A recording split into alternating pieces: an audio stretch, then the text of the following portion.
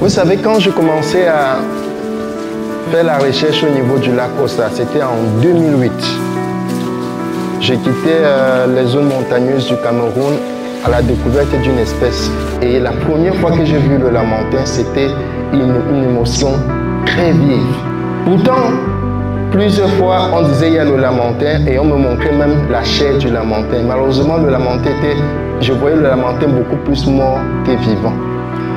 Oui, on protège le lamantin dans son habitat naturel. Mais qu'en est-il si un jour, il y a un lamantin qui nous est présenté, on nous dit, ah, on a retrouvé ce bébé lamantin abandonné, il a échoué au bord du fleuve ou bien au bord du lac. Qu'est-ce qu'on va en faire? D'où la nécessité de la protection du lamantin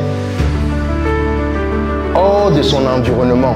Une sorte de clinique d'hôpital de lamantin pour pouvoir prendre soin de cette espèce lorsqu'elle est en détresse. On a déjà un espace, même cet espace-là qu'on va aller visiter tout à l'heure, pas loin d'ici. On donne une seconde chance à ce lamantin-là de vivre.